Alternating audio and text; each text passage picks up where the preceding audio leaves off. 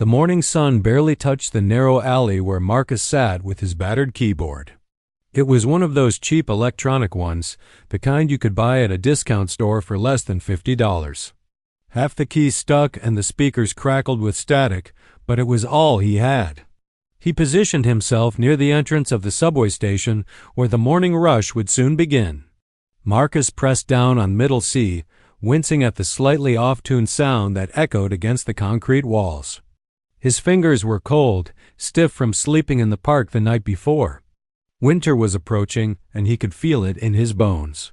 At 32 years old, he shouldn't feel this worn down, but life on the streets had a way of aging a person faster than time itself. The first commuters started trickling through around 6:30. Most walked past without a glance, their eyes fixed on their phones or straight ahead, as if looking at him might somehow make them complicit in his poverty. Marcus had grown used to being invisible. He began playing a simple melody, something soft and unobtrusive, the kind of music that might blend into the background of their busy minds. A few coins clinked into his open case, mostly pennies and nickels. By 7 o'clock, he had maybe $1.20. Enough for a coffee if he was lucky, but not enough for breakfast. His stomach growled, reminding him that he hadn't eaten since yesterday afternoon when someone had left half a sandwich on a bench. "Hey, look at this guy," a voice called out, dripping with mockery. Marcus looked up to see 3 young men in expensive suits, probably junior executives heading to their office jobs in the financial district. The one who had spoken was tall with slicked back hair and a smile that didn't reach his eyes. "What are you playing, man?" "Sounds like a dying cat." Another one laughed, and his friends joined in. Marcus kept his eyes down and continued playing. He had learned long ago that engaging with hecklers only made things worse. The music was his shield, his escape from the harsh reality of his situation. "Seriously, dude, if you're gonna beg, at least be good at something," the first man said, stepping closer. He pulled out his wallet and made a show of looking through it. "Let's see, what do I give to terrible musicians?" He pulled out a penny and tossed it, not into the case, but onto the ground near Marcus's feet. "There you go. That's about what you're worth." The trio walked away laughing, their voices echoing down the corridor. Marcus stared at the penny on the dirty concrete. He could feel the heat rising in his chest, the familiar mixture of shame and anger that he fought to keep buried. Slowly, he reached down and picked up the penny, adding it to his case. Every cent counted. An elderly woman stopped a few minutes later. She had kind eyes, the type that held genuine sympathy. "Don't mind them, dear," she said softly, placing a $5 bill in his case. "You keep playing. Someone will hear you one day." Marcus nodded, unable to find words. The kindness felt almost harder to bear than the cruelty. It reminded him of what he had lost, of the person he used to be before everything fell apart. By noon, he had collected $17.35. Not bad for a Tuesday morning. He decided to pack up and head to the park, where there might be more foot traffic during lunch hour. As he unplugged his keyboard and carefully wound the power cord, he noticed a woman standing about 20 feet away. She was different from the usual passers-by. For one thing, she was actually watching him, had been for several minutes at least. She wore a long gray coat, and her dark hair was pulled back in a neat bun. There was something about the way she stood, perfectly still and attentive, that made Marcus nervous. When their eyes met, she didn't look away. Instead, she walked toward him with purpose. Marcus tensed, preparing for another confrontation. Maybe she was a cop coming to tell him to move along, or perhaps another person ready to tell him his music was garbage. "You have good hands," she said simply, her accent suggesting she might be from somewhere in Eastern Europe. Russian, maybe, or Polish. Marcus blinked, confused. "Excuse me?" "Your hands. The way you move them, even on that," she gestured to his cheap keyboard, "shows training. Real training. Where did you study?" The question hit Marcus like a punch to the gut. It had been so long since anyone had asked him about his past, about the person he was before the streets claimed him. That was a long time ago," he managed. "Juilliard?" She pressed. "Curtis? Eastman? Does it matter?" Marcus said, more sharply than he intended. That was a different life. A different person. The woman studied him for a long moment, her gaze penetrating. Talent doesn't disappear just because circumstances change. You play for scraps now, yes, but your fingers remember something greater. Marcus felt something crack inside him. He wanted to tell her she was wrong, that whatever talent he once had was long gone, buried under years of bad decisions and worse luck. But the words wouldn't come. My name is Elena Volkov, the woman said, reaching into her purse. She pulled out a business card and held it out to him. I teach at the conservatory uptown. If you ever want to talk, call me. Marcus took the card mechanically, staring at the elegant script. Elena Volkov, piano faculty, Metropolitan Conservatory of Music. A phone number was printed beneath. I don't need charity, he said quietly. This isn't charity, Elena replied. This is recognition. I know what I saw in your hands, in the way you touched those keys despite everything working against you. That kind of musicianship doesn't come from nowhere. She turned to leave, then paused. There's a showcase at the conservatory in 3 weeks. Some very important people will be there. Critics, benefactors, musicians from the Philharmonic. Think about it. Marcus watched her disappear into the crowd, the business card growing damp in his sweaty palm. He looked down at his cheap keyboard, at the case with its meager collection of coins and bills, at his worn shoes and dirty clothes. The gap between where he was and where Elena Volkov seemed to think he could be felt impossibly wide. He tucked the card into his jacket pocket and started packing up his equipment. The morning's mockery still stung, but something else stirred beneath it now. Something he hadn't felt in years. It might have been hope, or maybe just the memory of it. Marcus found a bench in the park where the afternoon sun cut through the autumn trees. He unwrapped the sandwich he had bought with Elena's card still burning a hole in his pocket. The bread was stale, but he ate it anyway, his mind drifting back to a time when he wouldn't have touched such food. 15 years ago, Marcus Chun had been a prodigy. That's what everyone called him, anyway. The newspapers, the music journals, his professors at the San Francisco Conservatory. He had started piano lessons at age 4 when his mother, a concert violinist herself, noticed him picking out melodies on their old upright piano by ear. By 7, he was performing publicly. By 14, he had won the Young Artist competition and played with the San Francisco Symphony. The world had seemed limitless then. His parents had sacrificed everything to nurture his talent. His father worked double shifts at the restaurant they owned in Chinatown. His mother gave up her own performing career to focus on his development. They never complained, never made him feel the weight of their sacrifice, but he felt it anyway. It drove him to practice harder, to be better, to make their dreams for him come true. At 18, he received a full scholarship to Juilliard. His parents had cried tears of joy the day the acceptance letter arrived. Marcus remembered his mother's hands shaking as she held the envelope, his father's rare smile breaking across his usually stern face. They threw a celebration at the restaurant, inviting everyone from the neighborhood. The entire community felt proud, as if his success belonged to all of them. New York had been everything and nothing like he expected. The talent there was overwhelming, fierce. Every student was a prodigy in their own right, every practice room filled with sounds that would make angels weep. Marcus thrived under the pressure at first.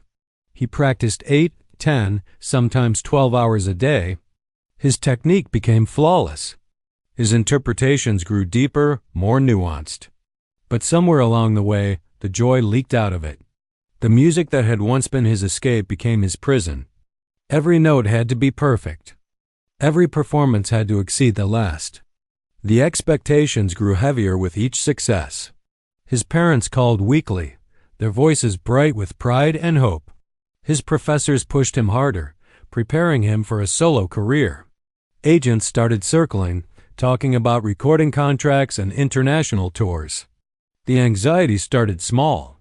A tightness in his chest before performances. Difficulty sleeping the night before important rehearsals. But it grew, feeding on itself like a cancer.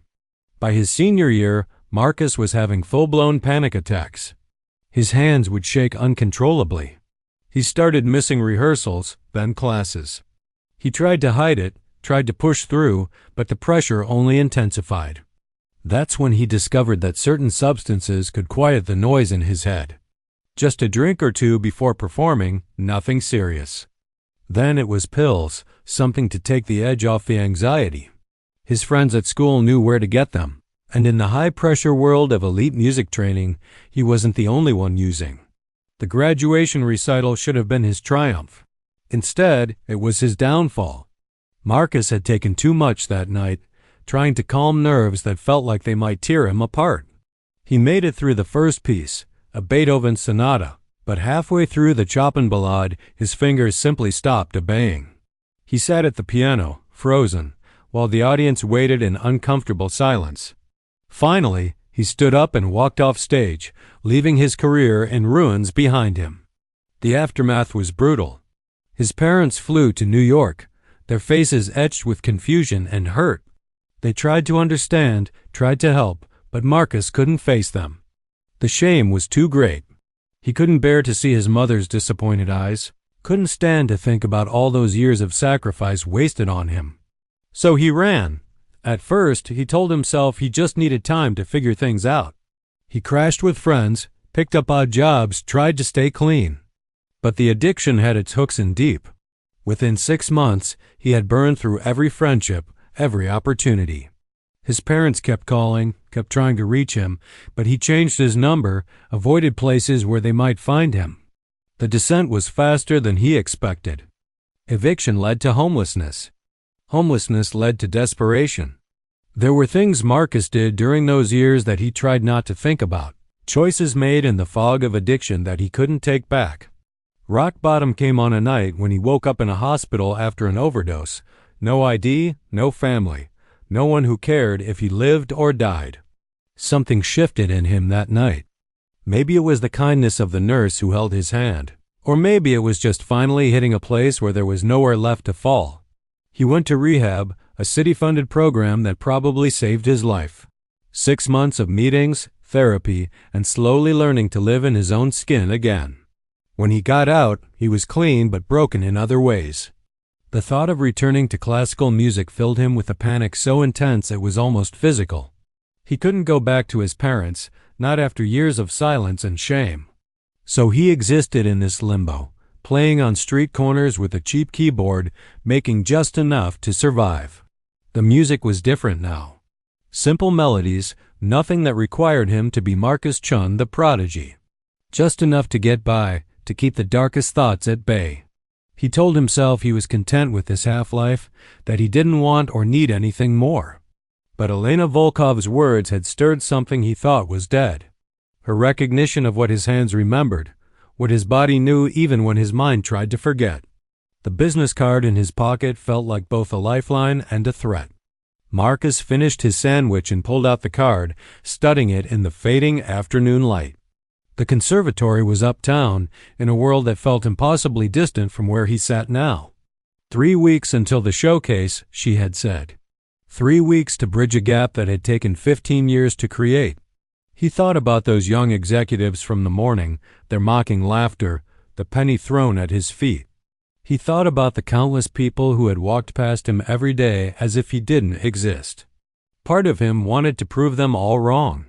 But a larger part was terrified of trying and failing again, of confirming what those cruel voices in his head whispered every night, that he was nothing, that his talent had been a fluke, that he deserved this life on the streets. Marcus tucked the card back into his pocket and stood up. The sun was setting, painting the sky in shades of orange and pink. He had to find somewhere to sleep tonight, somewhere relatively safe and dry. Those were the immediate concerns, the ones that mattered. But as he walked through the park, his fingers unconsciously moved, practicing patterns they had learned decades ago, muscle memory that no amount of hardship could completely erase. 3 days passed before Marcus found the courage to call the number on Elena's card. He used a payphone outside a convenience store, his hands shaking as he dialed. Part of him hoped she wouldn't answer, that he could tell himself he had tried and move on with his life of comfortable invisibility. Hello? Her voice was crisp, professional. Ms. Volkov? This is Marcus. From the subway station. There was a pause, then warmth flooded her tone. Marcus, I'm glad you called. I wasn't sure you would. I'm not sure why I am, he admitted. I don't even know what you want from me. Can you come to the conservatory tomorrow? 2:00. I'd like you to play something for me. Something real, not what you play for commuters. Marcus felt his chest tighten. I don't think that's a good idea. Why not? What do you have to lose? The question hung in the air. What did he have to lose? His spot at the subway station? His reputation as the guy who played for scraps? He almost laughed at the absurdity of it. Fine, he heard himself say. 2:00. The next afternoon, Marcus stood outside the Metropolitan Conservatory of Music, feeling like an imposter. The building was beautiful, all glass and steel and modern architecture. Students flowed in and out, carrying instrument cases, chatting about theory classes and upcoming performances. They all looked so clean, so purposeful, so alive in a way Marcus had forgotten how to be. He almost turned around 3 times before finally forcing himself through the front doors. The lobby was breathtaking, with high ceilings and a massive chandelier. A security guard looked at him suspiciously, but before anything could be said, Elena appeared. Marcus, you came. She smiled, and it reached her eyes this time. She didn't seem bothered by his appearance, by the worn jacket and scuffed shoes. Follow me. She led him through corridors lined with practice rooms, each one containing young musicians working diligently at their craft. The sounds brought back memories so vivid that Marcus had to stop and catch his breath. Elena noticed but said nothing, just waited patiently until he nodded and they continued.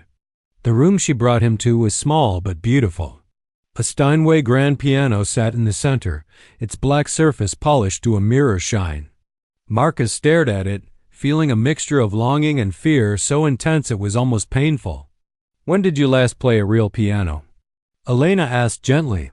7 years. Maybe 8. His voice was barely a whisper. Sit, she instructed, gesturing to the bench. Marcus approached the piano like it might bite him. He sat down slowly, running his fingers over the keys without pressing down. They were cool and smooth, perfectly maintained. This instrument probably cost more than he had earned in the last 5 years combined. What should I play? Whatever speaks to you. Whatever your hands want to say. Marcus closed his eyes. For a moment, he couldn't think of anything. His mind was blank, overwhelmed by the moment.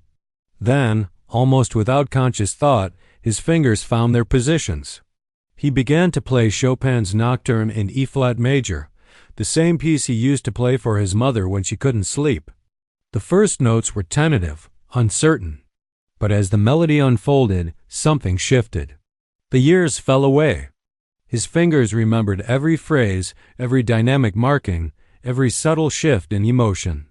The cheap keyboard he had been playing on for years had been like speaking through a broken telephone.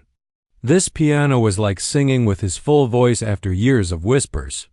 He poured everything into it, all the pain and regret and lost years. The music became a conversation with his younger self, with his parents, with everyone he had disappointed. Tears streamed down his face, but he didn't stop. He couldn't stop. The music had to finish saying what it needed to say. When the last notes faded, Marcus sat in silence, his hands still resting on the keys. He was shaking, exhausted, feeling like he had just run a marathon. That, Elena said quietly from behind him, is what I heard in your playing at the subway. That depth, that soul. You can't fake that kind of musicianship, Marcus. It doesn't matter where you've been or what you've been through. That gift is still there. Marcus turned to face her, wiping his eyes with the back of his hand. Even if you're right, what difference does it make? I can't just waltz back into this world. I have nothing. No credentials that matter anymore, no connections, no money for proper clothes or anything else. Elena pulled up a chair and sat down facing him. Tell me what happened. Tell me how you went from wherever you were to playing in subway stations. So he did? For the first time in years, Marcus told someone his whole story. He didn't hold back. didn't try to make himself look better. He told her about Juilliard, about the pressure and the anxiety, about the substances and the failed recital. He told her about his parents and the shame that kept him from them. He told her about the years of addiction and homelessness, about the overdose and the slow climb back to some kind of stability, even if that stability was just barely surviving. Elena listened without judgment, her expression thoughtful. When he finished, she was quiet for a long moment. "My story is not so different from yours," she finally said. "Different details, yes, but the same core. I was a pianist in Moscow, quite successful. Then my husband died in a car accident, and I fell apart. I spent 2 years drinking myself to death, lost my position at the conservatory there, lost almost everything. Someone gave me a chance when I didn't deserve it, helped me rebuild. That's why I'm here, why I teach. To pass that chance forward." Marcus looked at her with new understanding. The compassion in her eyes made sense now. She wasn't looking down at him from some ivory tower. She had been in the pit too. "The showcase I mentioned," Elena continued, "it's a fundraiser for our scholarship program.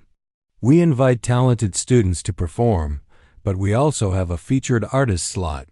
Usually, it goes to a faculty member or a distinguished alumnus. This year, I want it to be you." "Me?"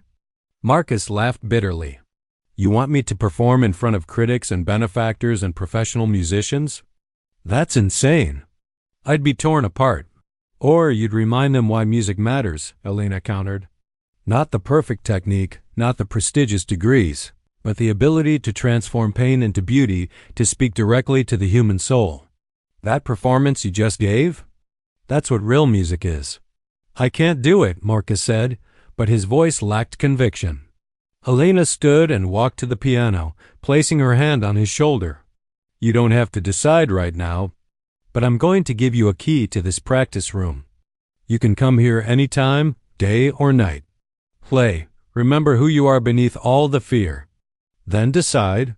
She pulled a key from her pocket and placed it in his hand. "One more thing. Those men who mocked you at the subway station? One of them is Julian Ashford III. His family is one of our biggest donors. He and his friends will be at the showcase, sitting in the front row." Marcus felt a chill run down his spine. The thought of facing those men again, of being in a position where they could mock him even more publicly, was terrifying. "All the more reason," Elena said, reading his expression, "to show them what you're really capable of. Not for revenge, but for yourself. To prove to yourself that you're more than what they see, more than what you've been for these past years." After Elena left, Marcus sat alone in the practice room for a long time. The key felt heavy in his palm. Through the window, he could see the sun beginning to set over the city. Somewhere out there was the park bench where he would probably sleep tonight. Somewhere out there was the subway station where he would play tomorrow for spare change.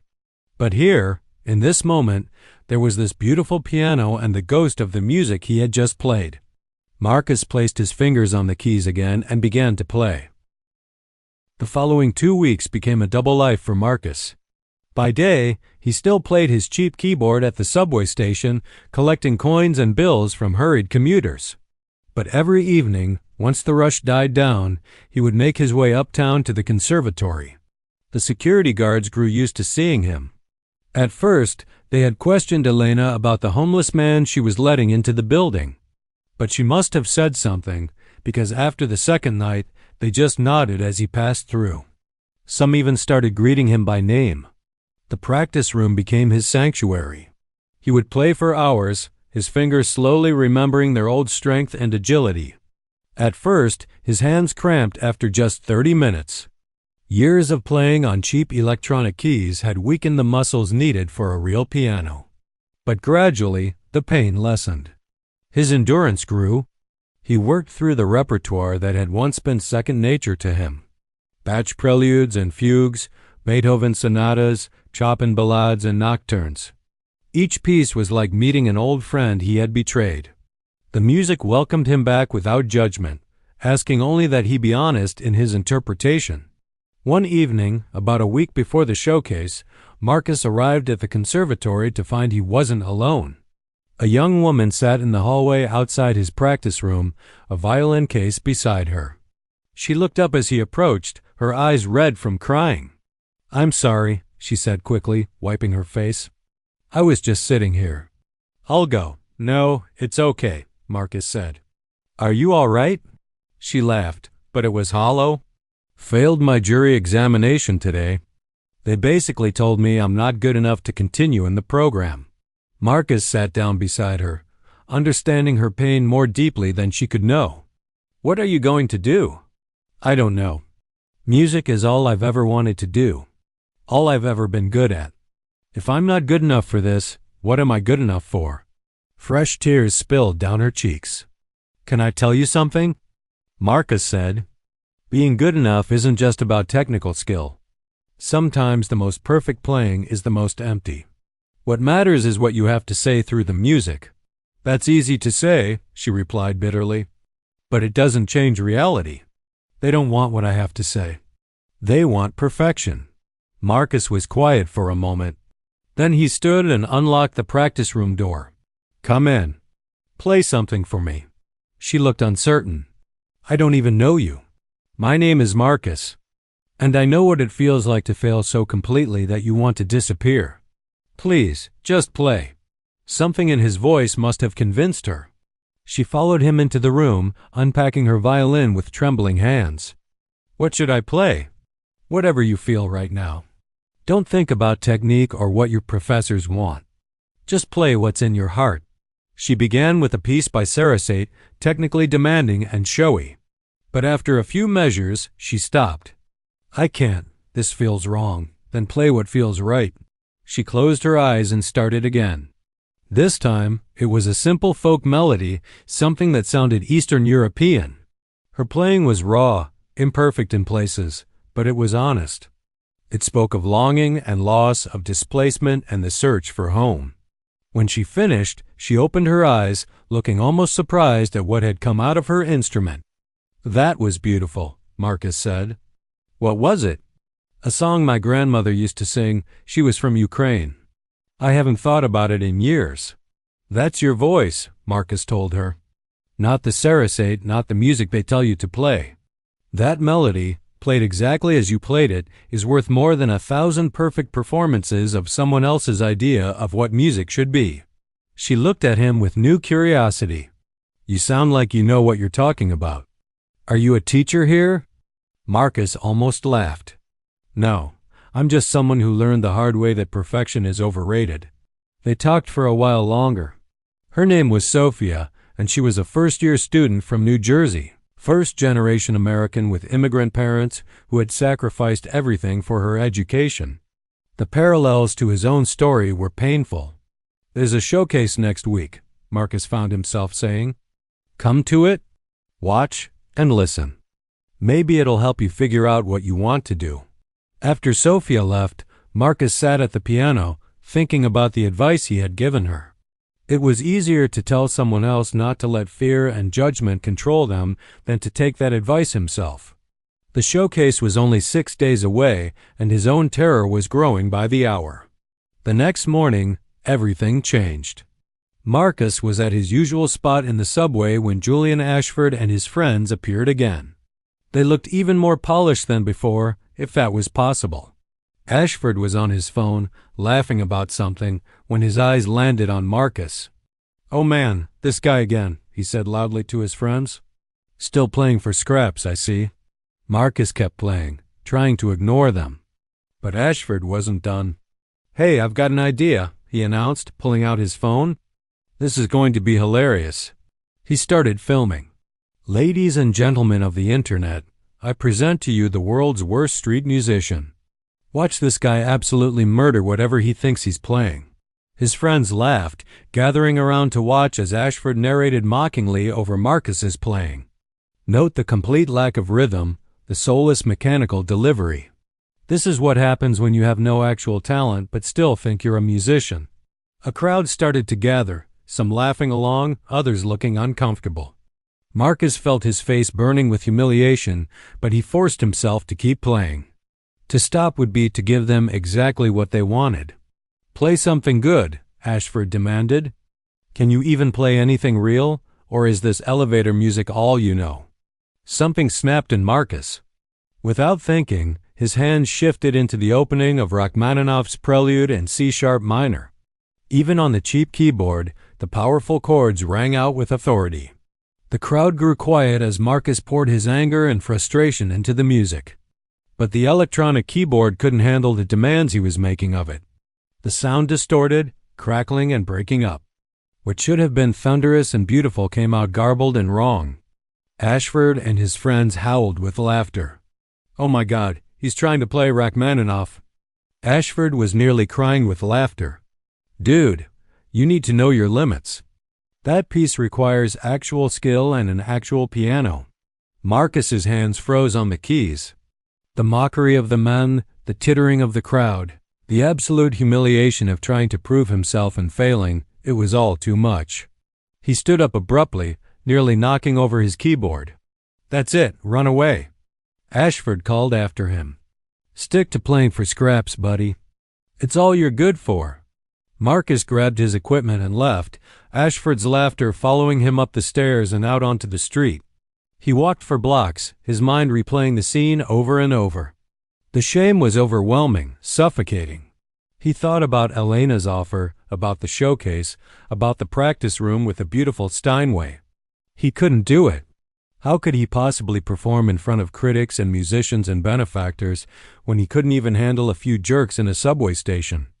The gap between who he had been and who he was now felt impossible to bridge. Those men were right. He was just a guy who played for scraps. That's all he would ever be. Marcus found himself at the river, staring out at the water. The conservatory key was heavy in his pocket. He pulled it out, looking at it in the afternoon light. It would be so easy to throw it in the river, to tell Elena he was done, to go back to his simple existence where no one expected anything from him. His phone, a cheap prepaid model, buzzed with a text from an unknown number. He almost didn't check it, but curiosity won out. The message was from Sofia, the violinist from the conservatory. Elena had given her his number. "Just wanted to say thank you for the other night. I've been thinking about what you said. I'm going to find my own voice, whatever that takes. You should too. See you at the showcase?" Marcus stared at the message for a long time. Then he looked back at the key in his hand. Slowly, he put it back in his pocket. Marcus didn't go back to the conservatory that night, or the next night. He told himself he needed time to think, to process what had happened with Ashford. But the truth was simpler and more painful. He was afraid. The showcase was now just 4 days away, and every hour that passed made it easier to imagine not showing up. On the third day, Elena found him at the subway station. He saw her approaching and considered packing up and leaving, but where would he go?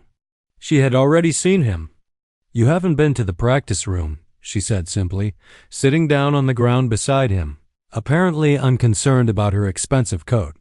"I don't think I can do this," Marcus said, not meeting her eyes. "Did something happen?" He told her about Ashford's latest humiliation, about trying to play Rachmaninoff on the cheap keyboard and failing spectacularly. As he spoke, he could hear how pathetic it sounded, making excuses like a child. Elena was quiet for a long moment. Then she said, "Do you know why I chose that piece, the Nocturne in E-flat, for you?" Marcus shook his head. "Because it's not about showing off. It's not about proving you can play the fastest scales or the biggest chords.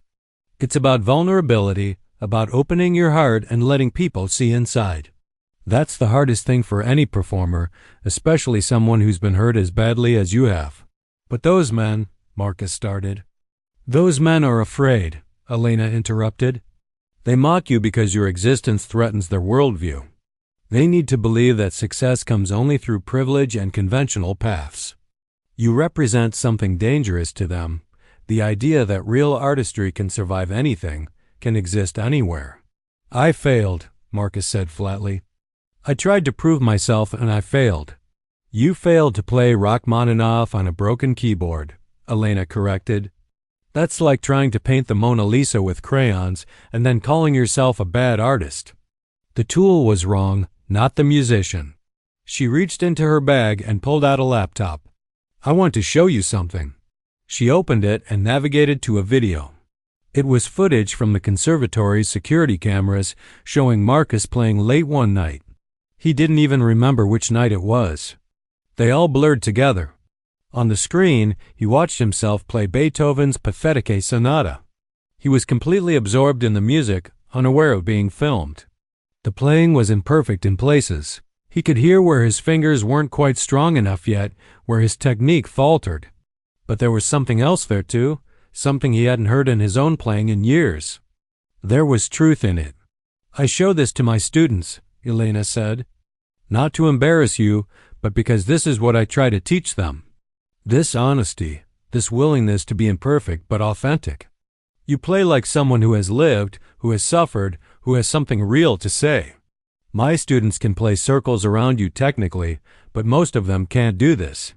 Marcus watched himself on the screen, trying to see what Elena saw. "I'm not ready," he whispered.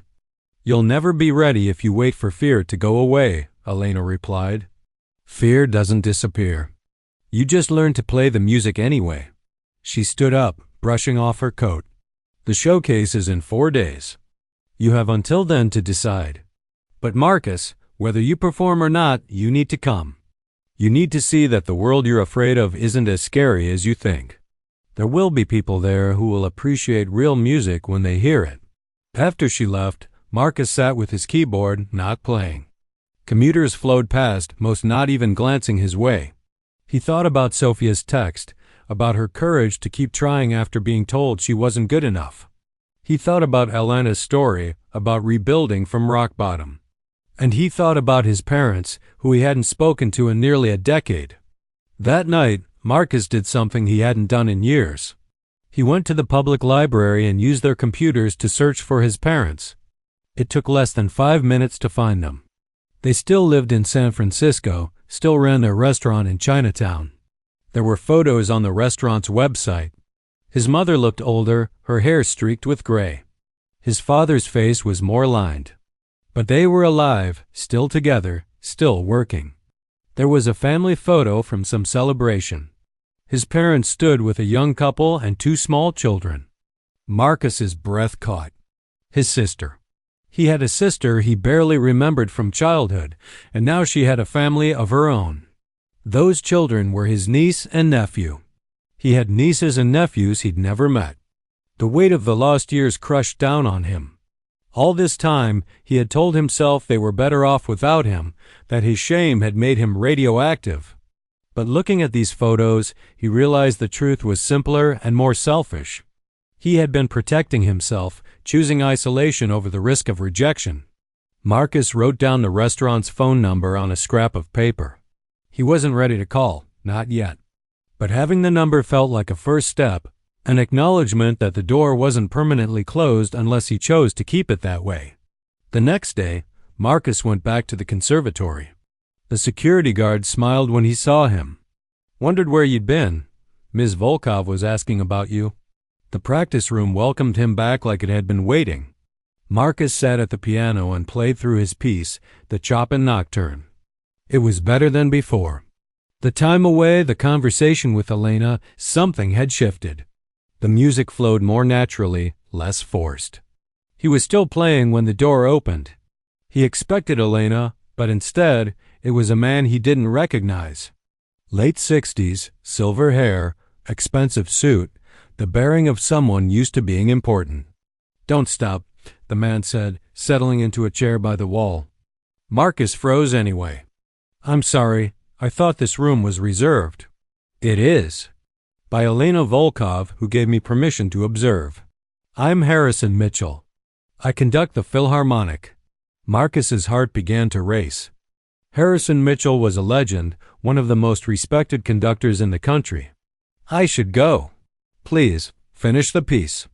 I came specifically to hear you." With trembling hands, Marcus returned to the piano. He tried to play, but the notes came out stiff and mechanical. The fear had taken over, transforming the music into something lifeless. After a few measures, he stopped. "I can't, not with you watching."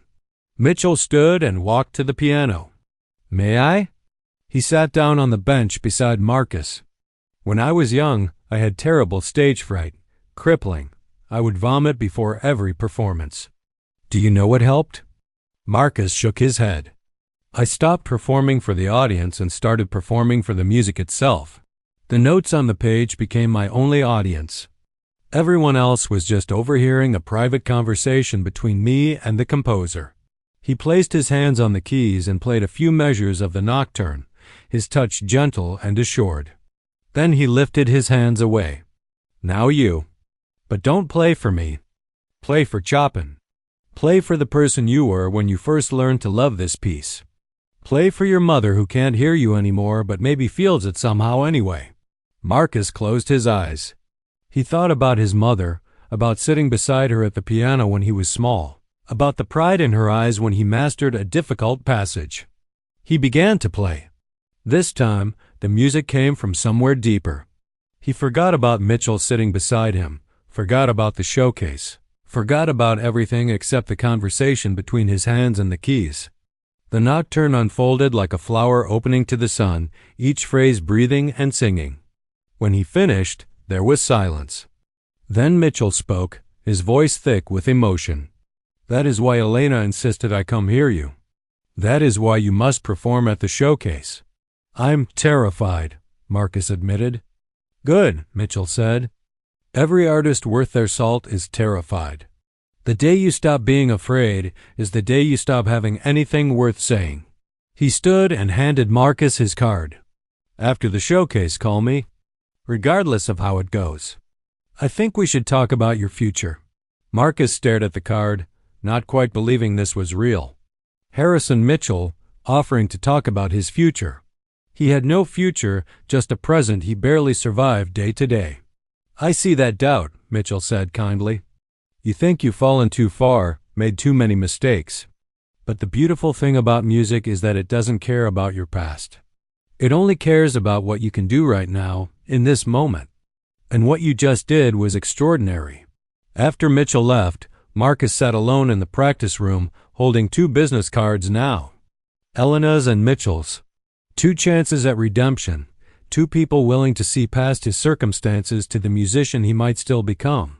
The showcase was 2 days away. The day of the showcase arrived cold and clear. Marcus woke up on his usual park bench, his body stiff from the November chill. For a moment, he considered not going. It would be easy to just stay here, to let the opportunity pass and sink back into the comfortable anonymity of his street life. But Elena had texted him the night before with instructions. She had arranged for him to use a shower in the conservatory's faculty lounge and had left clothes for him, a simple but elegant black suit that somehow fit him perfectly. No excuses, her text had read. You're doing this. Marcus made his way to the conservatory, carrying his few possessions in a plastic bag. The building looked different in the early morning light, less intimidating somehow. Or maybe he was just too numb with fear to feel intimidated anymore. The shower was the first real one he'd had in weeks. Usually, he cleaned up in public restrooms using paper towels and sink water. As hot water cascaded over him, washing away layers of street grime, Marcus felt something shift. It was like watching his old self emerge from beneath the accumulated debris of homeless years. The suit fit him well, though he had lost weight and it hung a bit loose in places. He looked at himself in the mirror, barely recognizing the man staring back. Clean-shaven, hair-combed, wearing proper clothes, he could almost pass for the person he used to be. Elena found him in the practice room an hour before the showcase. She looked him over and smiled. There you are. I knew you were in there somewhere. I feel like a fraud, Marcus said. Like I'm playing dress-up. You're not a fraud. You're a musician preparing to perform. That's all. She handed him a program for the evening. You're last, the featured performer. That's the spot of honor. Marcus looked at the lineup. Student performers, mostly, playing pieces by Mozart and Brahms and Debussy. And then at the end, featured artist Marcus Chun, performing Chopin's Nocturne in E-flat major, Op. 9, No. 2. Seeing his name in print made it real in a way it hadn't been before. What if I mess up? What if I freeze like I did at Juilliard? Elena took his hands in hers. Then you freeze, and the world keeps turning. But Marcus, I don't think you will. That scared boy who walked off stage at Juilliard isn't who you are anymore. You've survived things that would have destroyed most people. Playing a piano in front of an audience is nothing compared to what you've already endured. The hours before the performance crawled by. Marcus stayed in the practice room, playing through his piece over and over. Each time felt different. Sometimes it flowed perfectly. Other times his hands felt clumsy and disconnected. He tried to remember Mitchell's advice about playing for the music itself, but the fear kept creeping in. As the showcase time approached, he could hear the concert hall filling up. Voices echoed in the hallways, laughter and conversation. These were the people who would judge him, who held his future in their opinions. Among them would be Julian Ashford and his friends, probably eager to watch him fail on an even bigger stage. The showcase began at 7. Marcus watched from backstage as the student performers played. They were all talented, technically proficient, exactly what you'd expect from a top conservatory. But Elena had been right about something. Most of them played safely, carefully, more concerned with avoiding mistakes than with saying something meaningful. Sophia was third in the lineup. She played the Sarasate piece that she had started with in the practice room, the technically demanding showpiece. Her playing was competent, controlled. But Marcus could see the fear in her posture, the way she held herself tight and defensive. When she finished, the applause was polite but not enthusiastic. As she came off stage, she saw Marcus and stopped. "I couldn't do it," she whispered. "I couldn't play what I really wanted to play. I chickened out." "There's always next time," Marcus said. "Is there?" Her eyes were wet with tears. "I don't know if I belong here anymore." Before Marcus could respond, she hurried away. He understood her feeling completely. How many times had he asked himself the same question? Did he belong anywhere? The performances continued. The audience was attentive but reserved, the kind of crowd that had seen hundreds of student recitals and expected nothing particularly memorable. Marcus could see them in the gaps of the curtain, well-dressed people with programs, checking their watches occasionally, probably thinking about dinner reservations after the show. Then Elena was on stage, giving an introduction. "Ladies and gentlemen, we have something special for you this evening. Our featured artist comes to us by an unconventional path, but I believe his journey has given him something precious that cannot be taught in any classroom. Please welcome Marcus Chun." The applause was polite, curious. Marcus walked onto the stage, his legs feeling like water. The lights were bright, making it hard to see the audience clearly. The Steinway Grand sat in the center of the stage, waiting. He sat at the bench, adjusting it slightly. His hands were shaking. He placed them on the keys, trying to steady himself. In the front row, he could just make out Julian Ashford leaning over to whisper something to his friends. They were smiling, anticipating entertainment of a different sort. Marcus closed his eyes. He thought about his mother teaching him this piece when he was 12. He thought about playing it for her on nights when she couldn't sleep, when the stress of their lives threatened to overwhelm her. He thought about Elena in that practice room and Mitchell's words about playing for the music itself. He began to play. The opening notes floated out into the hall, gentle and questioning. This was the dangerous part, starting softly in a room full of people. Any small sound could disrupt it. But the audience fell silent, drawn in by the intimate quality of the music. Marcus let the piece unfold naturally, not rushing, not showing off. Each phrase was a question and an answer, a conversation between hope and melancholy. He thought about his years on the street, about the kindness of strangers who had dropped coins in his case, about the cruelty of those who had mocked him. All of it went into the music. About halfway through, something extraordinary happened. Marcus stopped being afraid. The audience disappeared. The stage disappeared. There was only the music, flowing through him like water through a riverbed. His hands knew what to do. His heart knew what to say. He played the climax of the piece with the intensity that surprised even him, the melodies singing out over rich, rolling harmonies. Then the gentle descent back to the opening theme, transformed now by everything that had come before. The final notes faded into silence. For a moment, there was nothing. Complete silence. Marcus sat frozen, unsure what it meant. Then the applause began. Not polite, not reserved. Thunderous. People were standing, many of them. He could see faces in the audience, and they were different now. Something had shifted. Even Ashford and his friends weren't smiling mockingly anymore. They looked stunned. Marcus stood and bowed, overwhelmed. Elena was in the wings, tears streaming down her face. Harrison Mitchell was on his feet in the second row, applauding vigorously. But what struck Marcus most was an older Asian couple standing in the back of the hall. His heart stopped. It couldn't be. But as his eyes adjusted, there was no doubt. His mother and father, somehow here, watching him. His mother had both hands over her mouth, tears running down her face. His father stood with his arm around her, his face a mixture of emotions Marcus couldn't read from this distance. The applause continued, but Marcus barely heard it.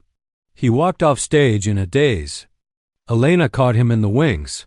"How?" he managed to ask. "How are they here?"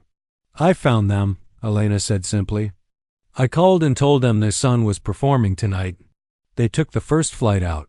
Marcus felt like his legs might give out. His parents were here. They had come. After everything, after all the years of silence and shame, they had come. "They're waiting for you," Elena said. "In the green room, go." Marcus walked down the hallway on autopilot. His mind was spinning, unable to process everything. The performance, the applause, his parents. It was too much. He opened the door to the green room. His mother turned, and for a moment, they just stared at each other across the small space. She looked older, smaller than he remembered. But her eyes were the same, filled with love he didn't deserve. "Mom," he whispered. She crossed the room in 3 steps and pulled him into her arms, holding him tight. "My son," she said in Mandarin. "My beautiful boy." His father joined them, wrapping his arms around both of them. Marcus broke down completely, years of held-back tears finally breaking free. They stood there, the 3 of them, holding each other and crying. "I'm sorry," Marcus sobbed. "I'm so sorry for everything." "Hush," his mother said, stroking his hair like she used to when he was small. "You're here now. That's all that matters." They stayed in the green room for nearly an hour talking and crying and slowly beginning to bridge the vast gap of lost years. His mother held his hand the entire time, as if afraid he might disappear again if she let go. His father sat quietly, listening, occasionally wiping his eyes. Marcus told them everything, holding nothing back. The anxiety that had led to his breakdown, the addiction, the years on the streets, the slow climb back to stability. His mother listened without judgment, occasionally nodding as if pieces were finally clicking into place. "We knew something was wrong," she said. "At Juilliard, we could hear it in your voice when we called. But you kept saying everything was fine, and we wanted to believe you. We should have pushed harder, should have come to see you." "No," Marcus said firmly. "This wasn't your fault. I pushed you away. I was ashamed, and I let that shame keep me from the people who loved me most." His father finally spoke, his voice rough with emotion. "When you disappeared, we searched for years. Hired investigators, called hospitals and shelters. Your mother never gave up hope. Every night, she would pray that you were alive, that you would come back to us someday." The weight of their love, maintained through all those years of silence, was almost too much to bear. "I don't deserve you," Marcus whispered. "Deserve has nothing to do with it," his mother said. "You're our son. That's enough." There was a soft knock on the door. Elena poked her head in. "I'm sorry to interrupt, but there are some people who want to meet Marcus. Harrison Mitchell and several others. Can you give us a few more minutes?" Marcus's parents stood. "We'll get some air," his father said. "Take your time. We're not going anywhere." After they left, Elena entered with a small group. Harrison Mitchell, looking distinguished in a tuxedo. A woman Marcus recognized as the music critic from the Times. a couple of conservatory board members, and, surprisingly, Julian Ashford looking uncomfortable and out of place. Mitchell spoke first. "Marcus, that was extraordinary. I want to talk to you about some opportunities. We're planning a charity concert series next spring, featuring musicians with unique stories. I think you would be perfect." The critic stepped forward. "I'd like to interview you for a feature article. The story of your journey, your performance tonight, it's remarkable." The board members discussed scholarships and teaching opportunities at the conservatory. Marcus listened, overwhelmed, barely able to process it all. This was the world he had left behind, the world that had once crushed him under its expectations. But somehow it felt different now, or maybe he was different. Finally, Julian Ashford approached. He looked deeply uncomfortable, his usual smugness replaced by something that might have been shame. "I owe you an apology," he said, the words clearly difficult. "The way I treated you, at the subway, filming you, mocking you, it was cruel and wrong. I've been an entitled jerk most of my life, never considering that people's circumstances don't define their worth." Marcus studied him for a moment. Part of him wanted to savor this apology to make Ashford squirm, but he found he didn't have the energy for bitterness anymore. "Thank you for saying that. I accept your apology." Ashford looked surprised, as if he had expected more resistance. "I've deleted the video, for what it's worth. And I spoke to my father. His foundation would like to sponsor your return to performing, if you're interested. Cover expenses, help you get back on your feet properly." After everyone left, Elena and Marcus sat alone in the green room. "How are you feeling?" she asked. "Like I'm dreaming," Marcus admitted. "This morning I woke up on a park bench. Now I have concert offers and my parents back and more opportunities than I can process." "It's real," Elena said. "You earned this with that performance. But Marcus, I need you to understand something important. This is just the beginning. The hard work comes now, maintaining your recovery, rebuilding your life, learning to navigate this world without falling back into old patterns." "I know," Marcus said. "I'm scared. What if I mess it up again? What if the pressure becomes too much? Then you reach out for help. You don't try to handle it alone like you did before. You have people now who care about you, who want to see you succeed. Your parents, me, Mitchell, even Sophia. That young violinist has been texting me all night, saying your performance inspired her to take risks with her own music." Marcus thought about Sophia, about her fear of not being good enough. He understood that fear intimately. "What do I do now?" "Now?" Elena smiled. "Now you go talk to your parents. Make plans. Then tomorrow, we start the real work. I'm going to teach you, properly this time, not just piano technique, but how to take care of yourself as an artist. How to handle pressure, how to find balance, how to play for the right reasons." Marcus stood, but hesitated at the door. "Elena, why did you do all this? Why did you take such a chance on me?" She was quiet for a moment, her eyes distant.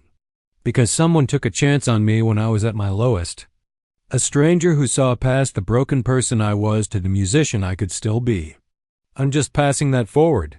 We all need someone to believe in us when we can't believe in ourselves." Marcus found his parents in the lobby, looking at photos on the wall of famous musicians who had performed at the conservatory. His mother saw him first, her face lighting up. "Come," his father said. "We have a hotel room. You'll stay with us tonight. Tomorrow we talk about everything, make plans. But tonight, you rest." The hotel was nicer than anywhere Marcus had been in years. His parents had gotten him his own room, connecting to theirs. After saying goodnight, Marcus stood in the shower for a long time, letting hot water wash over him. He kept expecting to wake up, to find himself back on his park bench with all of this just a dream. But when he got out, dried off, and put on the clean pajamas his mother had somehow procured, he was still here. Still real. He lay in the soft bed, clean sheets against his skin, a real pillow under his head. It felt strange, almost too comfortable. His phone buzzed. A text from Sophia. "You changed everything for me tonight. Thank you for showing me what courage looks like. Another from Elena. Proud of you. Sleep well. We start work at 10 a.m. tomorrow.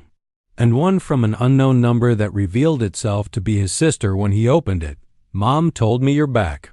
I can't wait to see you. The kids want to meet their uncle. Come to San Francisco when you can. Marcus set the phone down and stared at the ceiling. 6 months ago, he had been invisible, playing for scraps, believing that was all he deserved. Tonight, he had performed in front of hundreds of people. His parents were in the next room.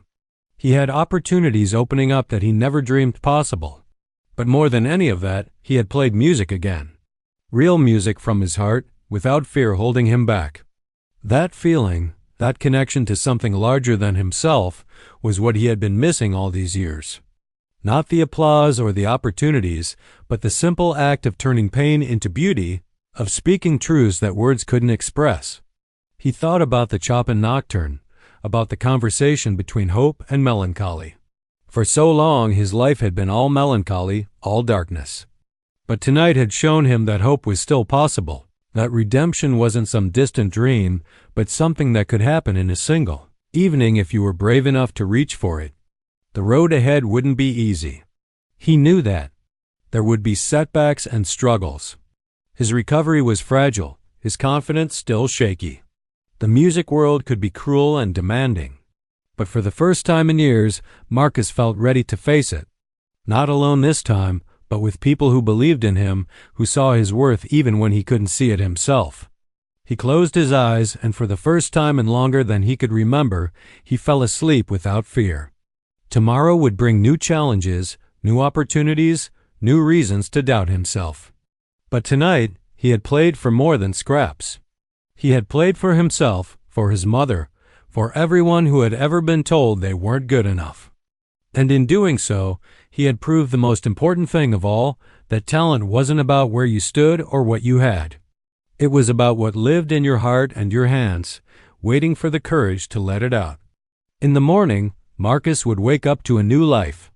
His parents would take him shopping for clothes, help him find an apartment. Elena would begin teaching him, not just piano but the art of survival in the demanding world of classical music. Mitchell would introduce him to people who could help his career. The critic would write an article that would bring attention he never sought. But all of that was tomorrow. Tonight, Marcus Chun slept peacefully, a pianist who had finally found his way home, not to a place but to himself. The boy who had played for his mother's insomnia had become a man who played for his own redemption. And in that transformation, in that journey from the subway station to the concert hall stage, he had discovered what Elena had tried to tell him all along. The music had never left him. It had been there all along, waiting patiently through the dark years, ready to sing again when he found the courage to open his hands and his heart. That courage had cost him everything and given him everything back. And though the road had been long and brutal, Marcus finally understood that some journeys, no matter how painful, are the only way to discover who you truly are. He had played for scraps and been mocked for it. But her piano, Elena's faith,